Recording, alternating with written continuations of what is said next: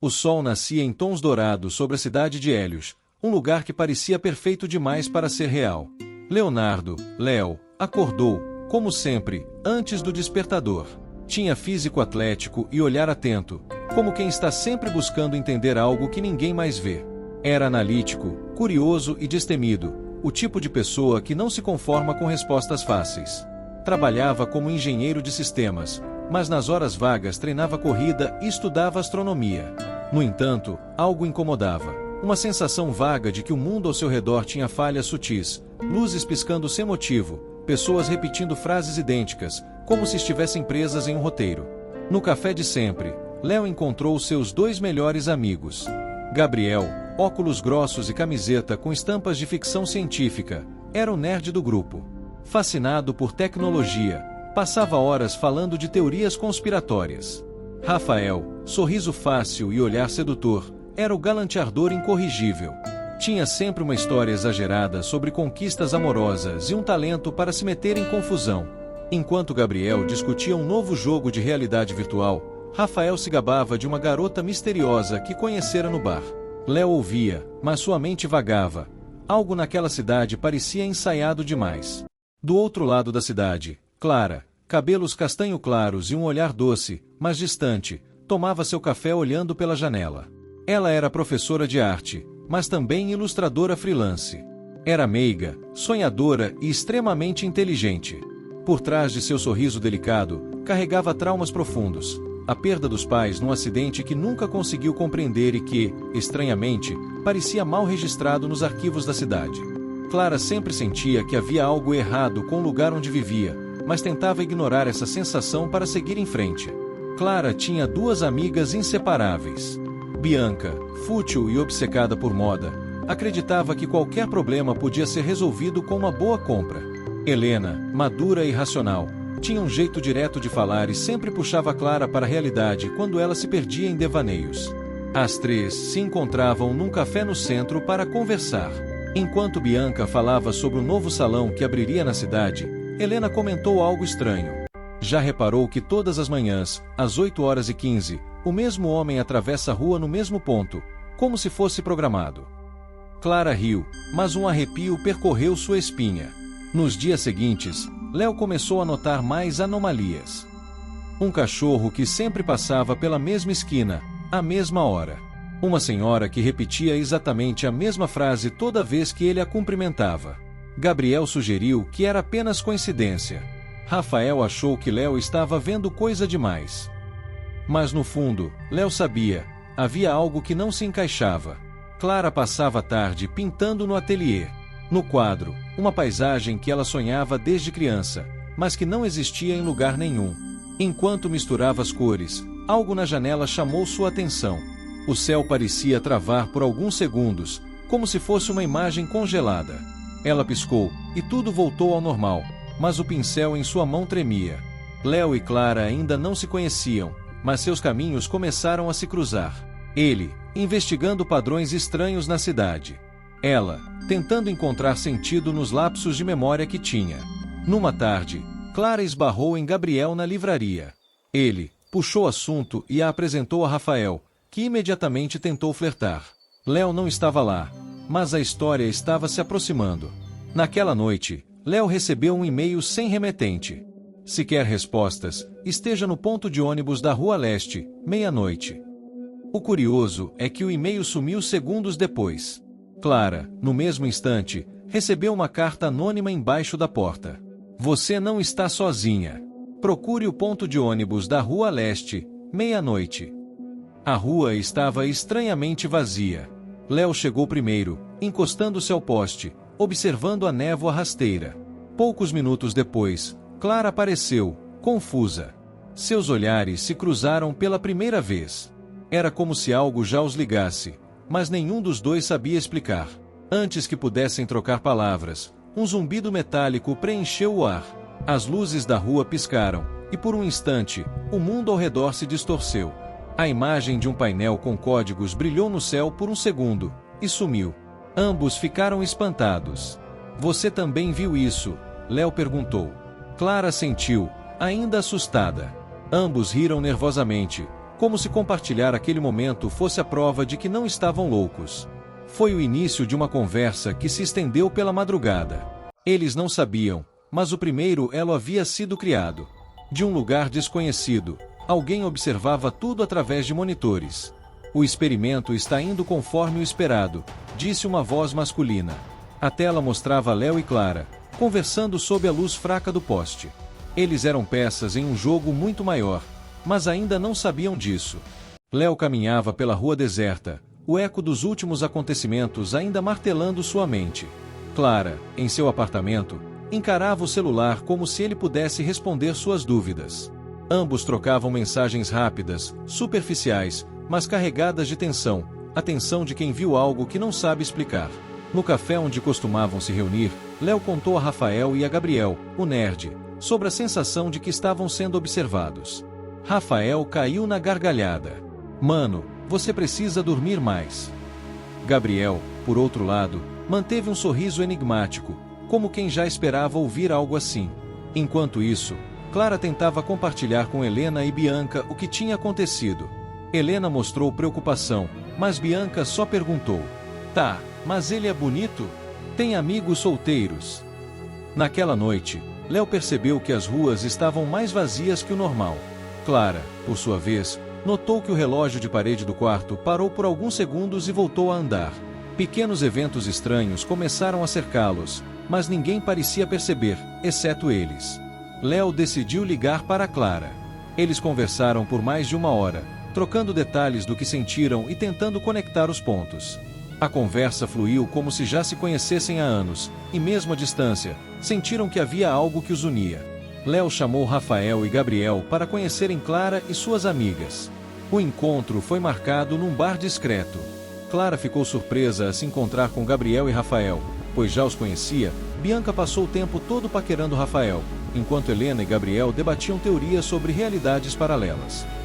No meio da conversa, a televisão do bar piscou, mostrando imagens distorcidas. Por um segundo, todos viram uma sala branca com figuras humanas de costas.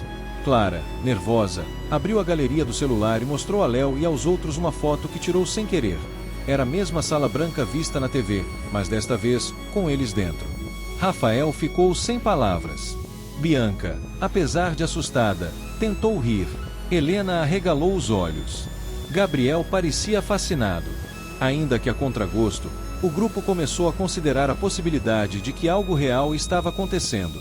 Helena sugeriu investigar o prédio de Clara, onde parte dos eventos estranhos havia ocorrido. Lucas queria levar equipamentos. Rafael não parava de dizer que aquilo era uma perda de tempo, mas mesmo assim, foi junto. No corredor do 7º andar, as luzes piscaram 3 vezes. Uma voz suave ecoou. Todos ouviram. Desta vez, não havia mais piadas ou descrença. Léo olhou para o grupo e disse: "Se vocês vieram até aqui, é porque, no fundo, querem respostas tanto quanto nós." E, pela primeira vez, todos avançaram juntos rumo ao desconhecido. O céu da cidade estava coberto por nuvens densas, e o som distante de trovões parecia marcar o compasso da respiração de Léo enquanto caminhava até o café onde havia combinado de encontrar Clara. Ela estava ali, sentada à mesa do canto, olhando pela janela como se buscasse respostas para perguntas que nem sabia formular. Quando seus olhares se cruzaram, um silêncio quase palpável preencheu o ambiente. "Você veio", disse ela com um leve sorriso, ainda hesitante. "Não conseguiria ficar longe", respondeu ele, sentando-se. O mundo lá fora parecia congelar, como se só existissem eles dois. O diálogo começou tímido, mas logo mergulhou em lembranças estranhas, coincidências demais para serem ignoradas. Léo confessou que, desde o primeiro encontro, sonhava com lugares que nunca tinha visto, mas que pareciam familiares. Clara admitiu que sentia o mesmo. "É como se estivéssemos conectados", ela sussurrou. Um arrepio percorreu a espinha de ambos, sem que conseguissem explicar. Durante um passeio pelo parque, Clara percebeu que conseguia ouvir pensamentos soltos de pessoas ao redor, frases curtas, imagens, emoções. Léo, por sua vez, começou a reagir antes que algo acontecesse, como se previsse movimentos e acontecimentos segundos antes. Eles não comentaram com ninguém, mas algo dentro deles dizia que era apenas o começo. Léo chamou Rafael para conversar. "Cara, eu sei que você acha tudo isso loucura, mas eu preciso que confie em mim." Rafael riu, mas percebeu que o amigo estava sério demais. Algo no olhar de Léo o fez hesitar. Tá, mas se isso for verdade, a gente tá mexendo com coisa grande. Léo apenas assentiu. Finalmente, todos se reuniram novamente. O clima estava pesado, e ninguém parecia acreditar 100% em que Clara e Léo falavam. Foi quando Clara, sem perceber, descreveu em detalhes um pensamento que Rafael estava tendo naquele instante. O silêncio tomou conta da sala. Tá, ok. Isso foi bizarro, murmurou Rafael. A partir dali, começaram a se encontrar secretamente para entender e treinar as habilidades que cada um demonstrava. Léo aprimorava sua percepção antecipada, Clara controlava melhor a leitura de pensamentos. O nerd do grupo, Gabriel, começou a estudar padrões e criar hipóteses. Em meio aos treinos, Léo e Clara passaram a se conhecer profundamente. Conversas até altas horas, olhares prolongados, e o toque de mãos que fazia o tempo desacelerar. Era mais do que atração. Era como se estivessem destinados um ao outro. Após um treino intenso, a tensão entre os dois explodiu. Léo segurou o rosto de Clara, olhando fundo em seus olhos. Não sei o que está acontecendo com a gente, mas eu não quero lutar contra isso. Ela sorriu, e o beijo aconteceu. Lento, intenso, e carregado de algo que eles não conseguiam nomear. Naquela noite, Léo teve um sonho perturbador. Ele e Clara presos em uma sala branca, cercados por vozes distantes. Ao acordar, encontrou uma marca estranha no braço, no mesmo lugar que Clara descobriria ter no dia seguinte. Gabriel, o nerd do grupo, apresentou uma teoria inquietante. E se tudo isso for controlado? Como num experimento? Os outros riram no início, mas a sequência de coincidências, falhas no ambiente e déjà-vus começou a se acumular. Clara, olhando para Léo, sentia que estavam cada vez mais próximos da verdade. Durante um treino, Gabriel detectou um sinal estranho nas ondas de rádio da cidade. Era um código repetitivo, como uma mensagem oculta. Léo percebeu que o padrão coincidia com as horas em que tinham sonhos bizarros. Coisas começaram a falhar, postes piscando, sons se repetindo, pessoas andando em loop como bonecos defeituosos. Clara e Léo perceberam que o mundo ao redor estava rachando, como se fosse um programa com erro. Seguindo pistas, eles chegaram a um prédio abandonado. Nos andares subterrâneos, encontraram corredores brancos e portas trancadas. Na última porta, gravuras com símbolos estranhos e um aviso: nível 7, acesso restrito. Antes que conseguissem abrir a porta, luzes fortes o cegaram. Homens de uniforme preto o cercaram. Léo tentou reagir, mas algo atingiu seu pescoço. Tudo escureceu. Acordaram em uma sala de vidro. Do outro lado, cientistas observavam e anotavam. Um deles falou no intercomunicador: "Bem-vindos ao Projeto Éden. Vocês nunca estiveram no mundo real." A voz gelou seus corações. Usando suas habilidades, Léo antecipou os movimentos dos guardas, enquanto Clara confundia suas mentes. Gabriel e Rafael forçaram a abertura da sala. Corredores longos, alarme soando, o som de botas pesadas se aproximando. Conseguiram escapar por uma porta que dava para uma sala de luz intensa. Quando atravessaram, tudo ficou branco. Léo abriu os olhos em um quarto simples, sem lembrar de nada. Clara, em outro lugar, sentia o mesmo vazio. Dias depois, em uma rua movimentada, eles se esbarraram. Olhares se cruzaram, e algo pulsou no fundo de suas almas. De repente, a cena cortou para um laboratório futurista. Uma voz disse: "Vamos começar a parte 2 do experimento." O laboratório estava dentro de uma nave espacial, orbitando um planeta. A cidade parecia a mesma, mas para Léo e Clara, havia algo de estranho na forma como as pessoas se moviam, como o vento parecia carregar um som distante, quase como um chamado. Clara, sem saber porquê, sentia-se segura quando Léo estava por perto, mesmo que ele fosse um estranho para ela. Eles se encontraram por acaso em uma cafeteria, numa manhã fria. Uma troca de olhares, um desconforto, e uma estranha sensação de déjà-vu. Enquanto o vapor do café subia entre eles, o silêncio se tornou incômodo, até que Léo arriscou: "Já nos vimos antes." Clara, hesitante: "Acho que não, mas..." O som de um copo quebrando no balcão interrompeu o momento. Lá no fundo, Gabriel observava, um leve sorriso. Nos dias seguintes, Léo e Clara começaram a se encontrar mais vezes, quase sempre sem planejar. Um vínculo começava a nascer, ainda que carregado de hesitação. Olhares como se algo os puxasse para perto. Enquanto isso, Gabriel, Rafael e as amigas de Clara, Helena e Bianca, reaparecem na história.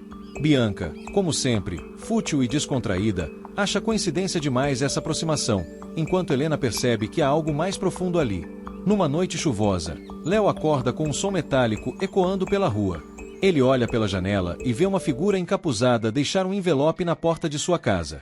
Ao abrir, encontra apenas uma frase escrita à mão. Você já passou por isso antes. E, no canto inferior, um símbolo estranho. 3 linhas horizontais cortadas por uma única vertical.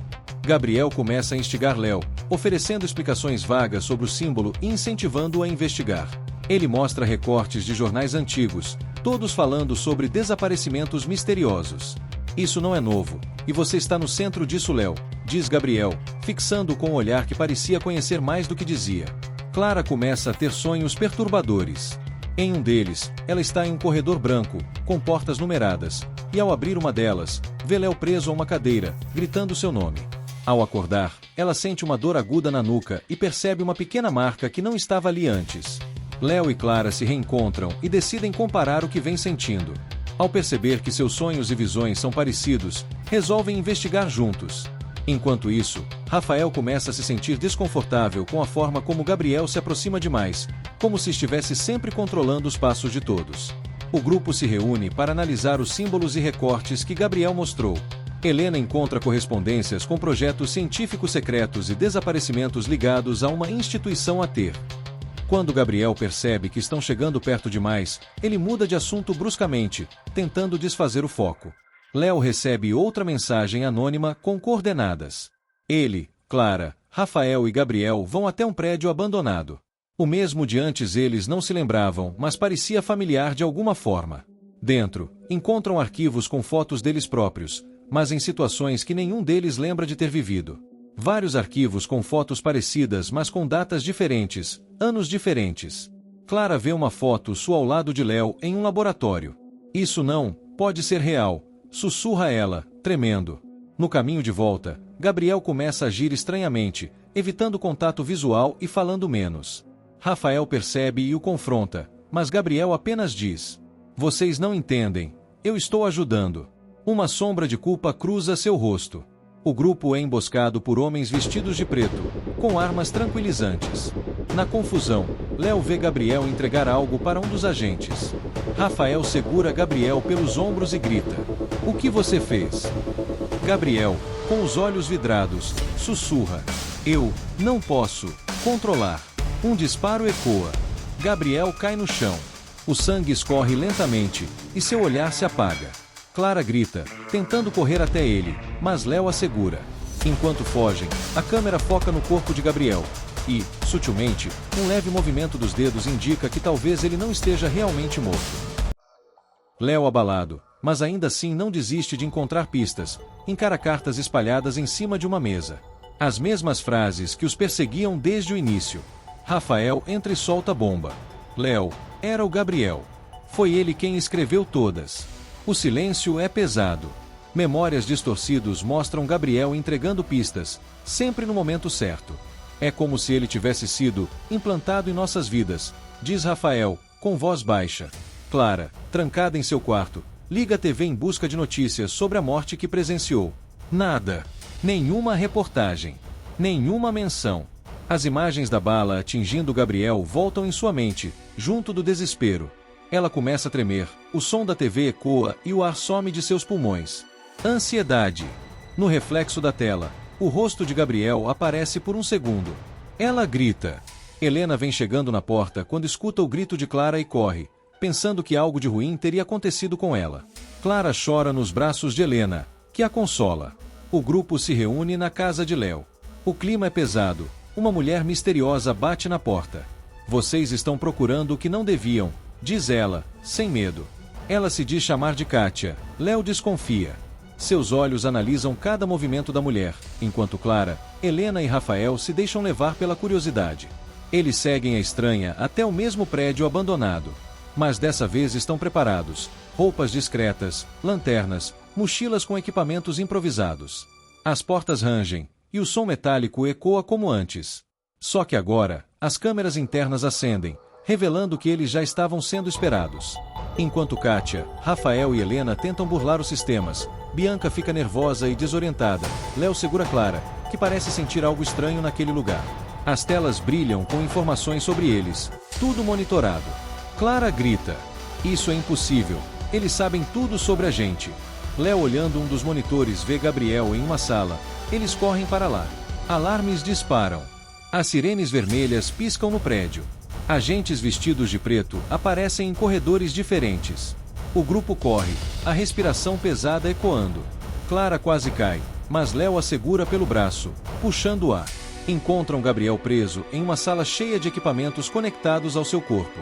Léo corre até ele. As máquinas bipam em alerta. Gabriel parece vivo. Seus olhos se abrem devagar, fracos.